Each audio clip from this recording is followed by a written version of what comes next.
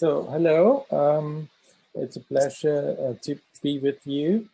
After 8 years running Künstlerhaus, Halle für Kunst und Medien, which means Hall for Arts and Media, we are now transforming the institution to so-called Halle für Kunst Steiermark.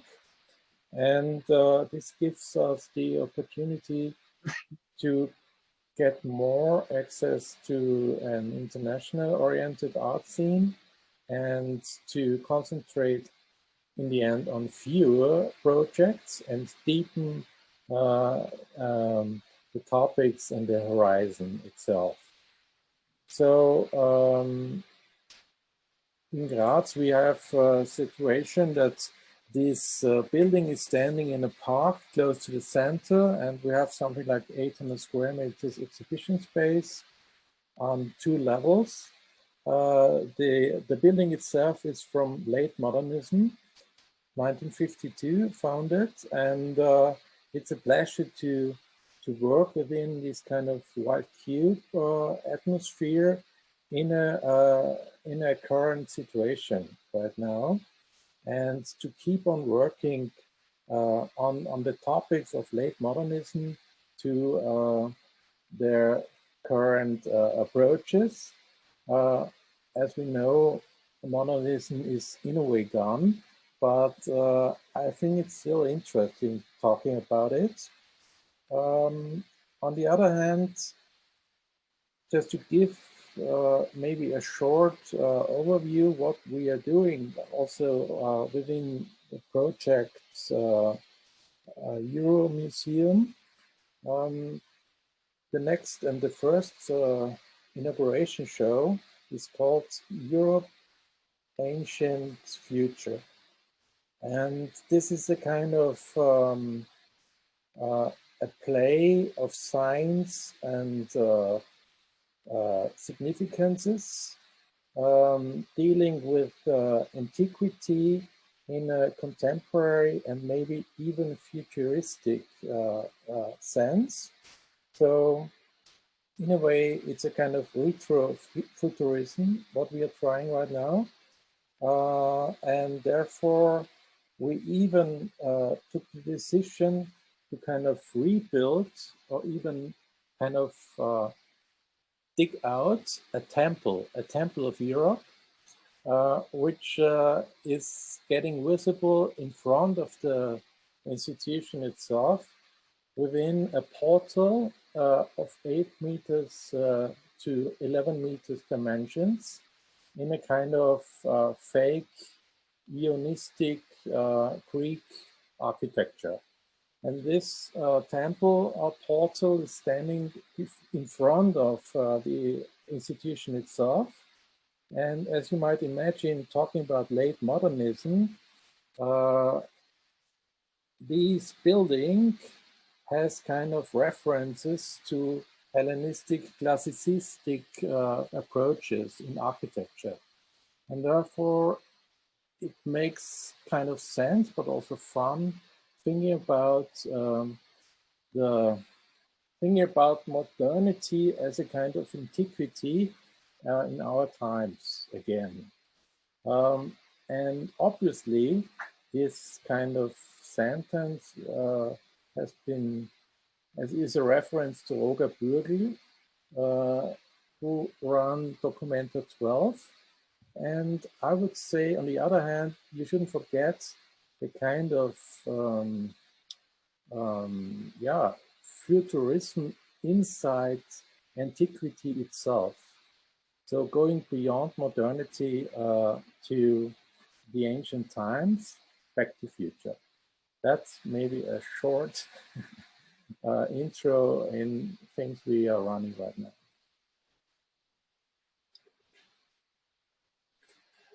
Sounds really interesting. Yeah, and also, yeah, the entrance, great. And you open in about 3 weeks, right? Yeah. How big is the temple right now? Is it still under construction, or did you start yet? Right now, we could already start constructing the temple. And you can already see the basic measurements and dimensions. Okay. And yeah, it looks amazing. And I heard tomorrow morning the basic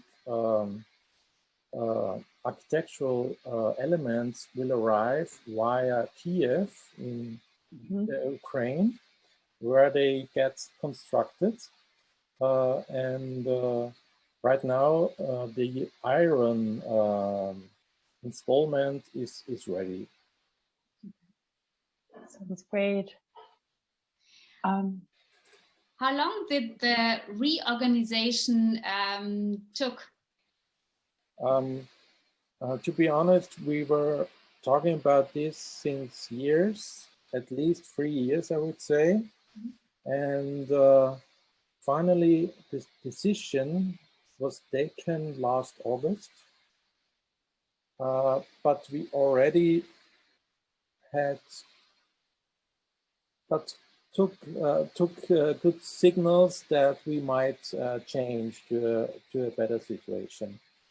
So maybe also the really difficult situation around the coronavirus even helped us a bit, because we could concentrate on the restructuring of the institution a bit more, yeah, and also had more time for talks and all these maybe really difficult sides to transform any institution.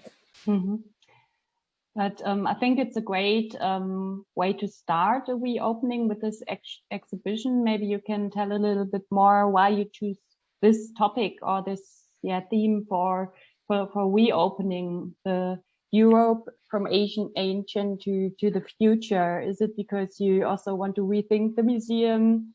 And how did you choose this topic?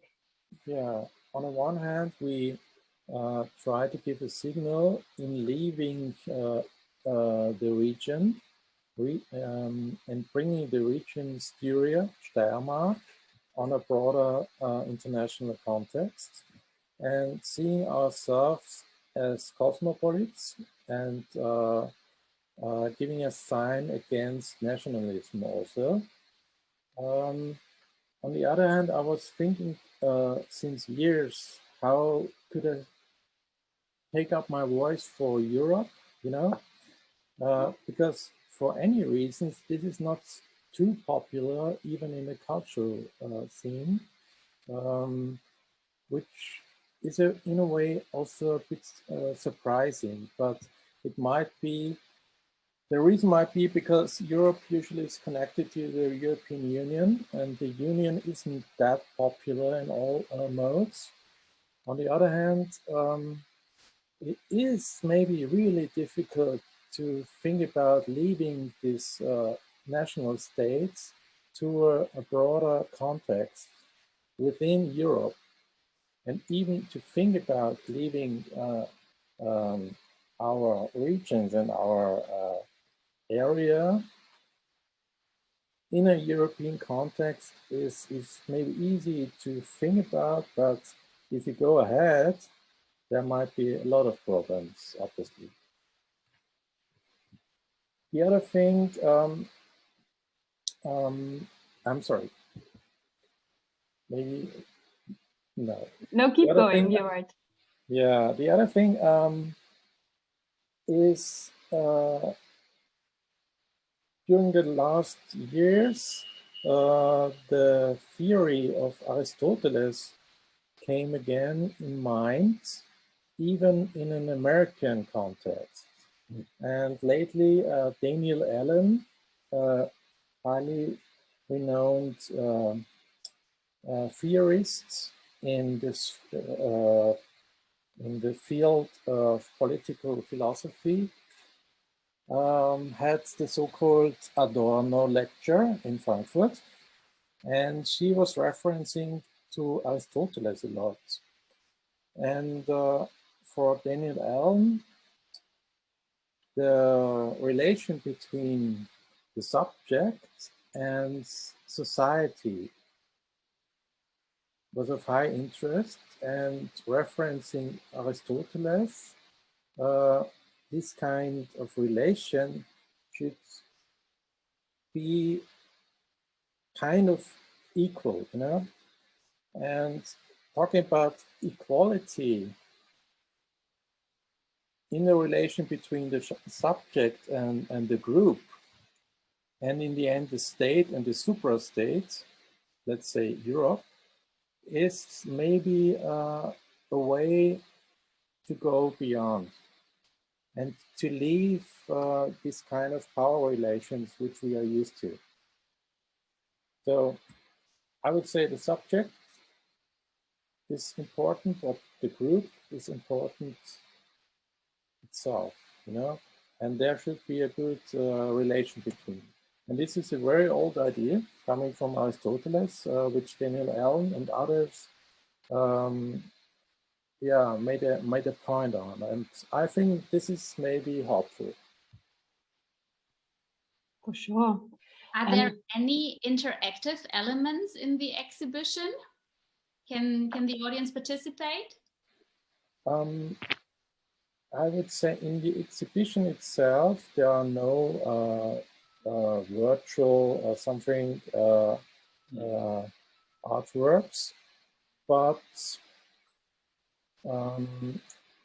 I guess if you walk through the show, you get a lot of different approaches. You see painting, you see sculpture, you see video. You also, we have performances during the side program, and we have a huge theoretic program, and also a program in education. So, and this kind of programs are also visible online. So in a way, you have this kind of relation between the analog and the digital. So in a way, I would say it's also kind of, yeah, part-time virtual, as we are nowadays used to. Yes, we also have a lot of hybrid formats, sort of. And I would be interested if the theory of Daniel Allen, is it somehow also part of the educational program? Will there be a lecture or something, or is it more like the theoretical base for the exhibition? I would say, in a way, it's more like the theoretical base, like also the approach of Aristoteles in Politica. But at least the first lecture done by a Swiss theoretic, Professor Grohmann, is dealing directly also with Aristoteles and Daniel Allen. And the interesting thing is that Ms. Grohmann is running the classical department of the University of Graz. And as you know, as you maybe know, also these people are quite under pressure thinking about antiquity and the current times. And I'm very surprised that she's really open to discuss antiquity in a fresh and contemporary context. And I learned in getting in touch with a lot of people that coming from different contexts, there's a lot of interest still in these ancient times. If you kind of highlight the relations to the current times, you know,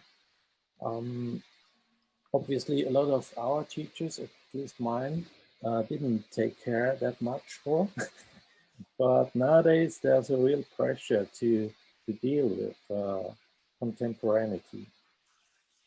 And there's also another event in the program where there is a critical discourse around this kind of forms of antiquity. For example, with one program, we are discussing the female body and representation of the female body in antiquity times. for example. So we have also like this rather critical counterparts and concerning the classics, the studies. Yeah, really interesting. So you kind of have the timeline in the vertical from antiquity to future, and also from local to global, or at least European wide, and to hear as many voices as possible, if I got it right, also in the open call. Maybe we can continue to talk a bit about this open call, Utopia. What is your Europe? So your intention is to hear as many voices as possible, or why did you start the cooperation with us that we are very happy about, by the way? I think it's a good way of communicating beyond the local and beyond maybe the topic itself, you know. Also, it's interesting to hear different voices and to see different ways of reactions and in the end artworks. And I'm also always interested what really younger artists are doing right now, what goes on, and I think in the end it's a good initiative what we are doing, and if you try to take care for hybrid and even online and virtual scenarios, I think it's really worth working together and taking care for options and voices. But how are your personal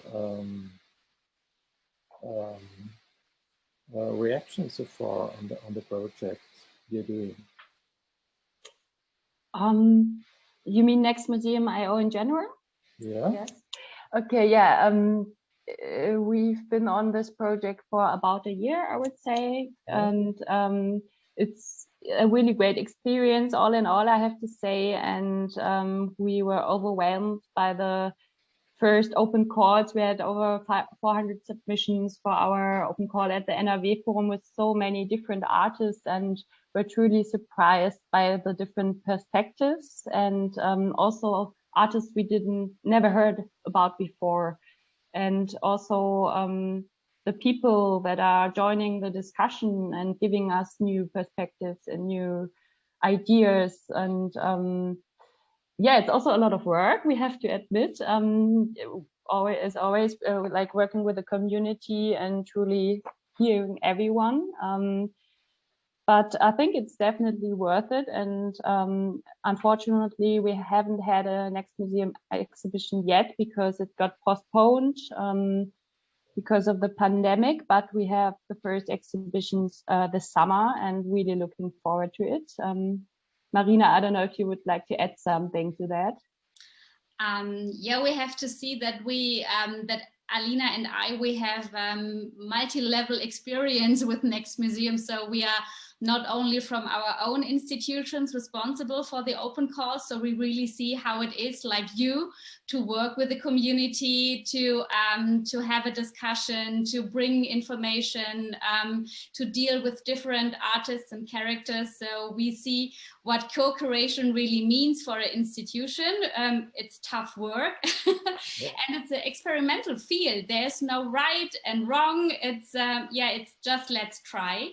And on top of that, we are responsible for Next Museum I/O. So the strategic development, the tools we would like to test with the community, what is collaborative work about, which hot topics are trending in the art scene for pros and for enthusiasts. It's really interesting. It's a lot. It's some kind crazy. It's a privilege that we can do it.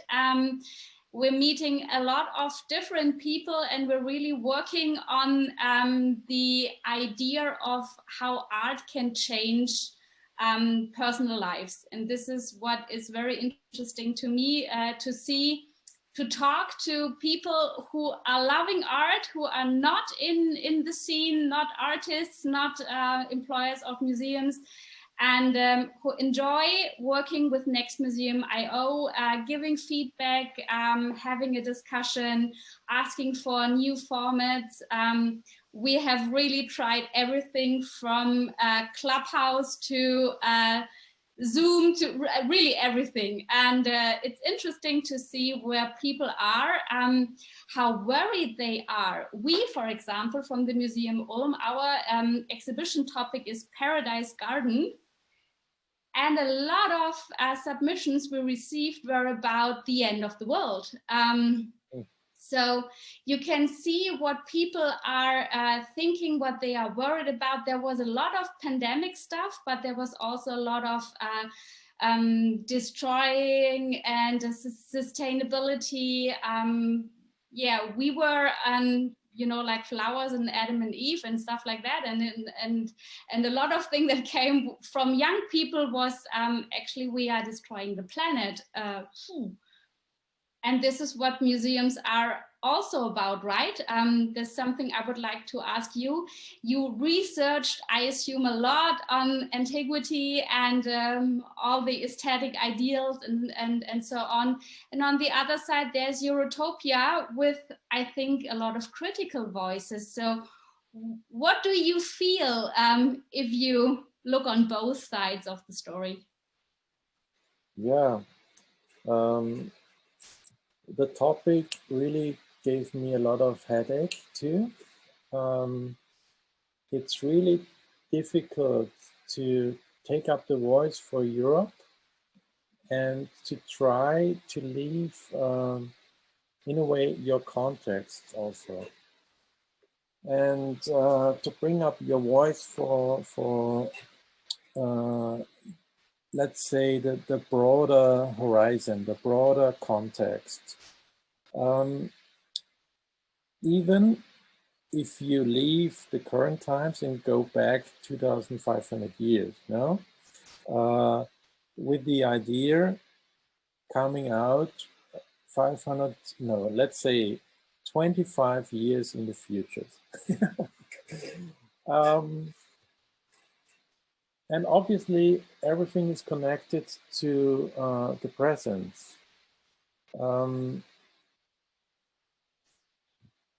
I talked to a lot of artists and also some theoretics and took on a lot of research.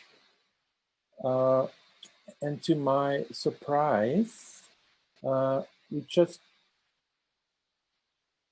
one artist told me that she wouldn't like to take part at the show. And the reason was because she was invited by another institution in Graz. And she's really quite well known too. So by inviting pretty critical artists too, they agreed on the topic, you know, surprisingly.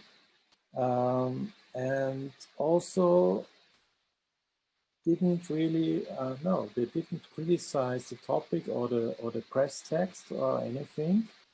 And the primal approach and feedback has been, please go further, take up your voice. We help you if we can, and if you even can start a new institution by focusing on the European context, it's even better. And the other thing is, I invited maybe two kind of generations in the art scenes, I would say. So on the one hand, there are artists right now on the really doing very good shows and have a lot of support, but they are kind of younger. And I also invited artists from the 80s. So let's say these Jutta, René Green, Franz West, or let's say Stephen Barino, who passed away, like West.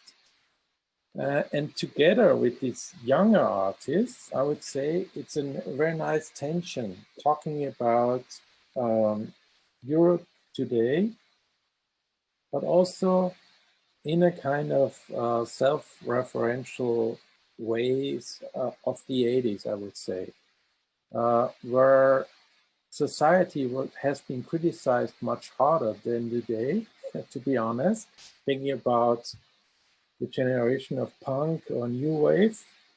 But on the other side, the current situation about climate change, for example, or the virus is or let's say IS or general terror or something like this, is very intense, obviously, and very global. And for me, it's very interesting to see that these kind of two generations bring up kind of similar feedbacks on the show, and this is helpful. But obviously we are very open also for really young artists and try to learn more about this generation. And I think an approach which you're running for is very helpful for this, yeah. And yeah, maybe this gives an answer. Perfect, thank you. Maybe we can talk a little bit more about the open call as well.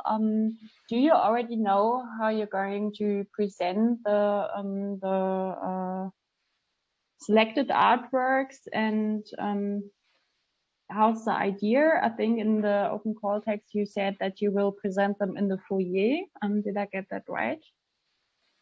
Yeah, we on the one hand we kind of enlarged the possibility to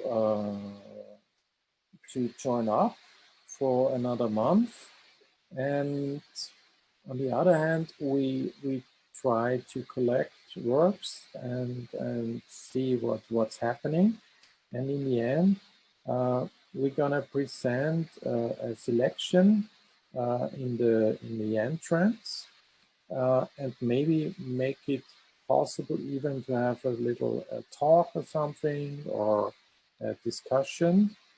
But we have to wait what are the results on one hand, and how is the situation on the healthy frontier, I would say.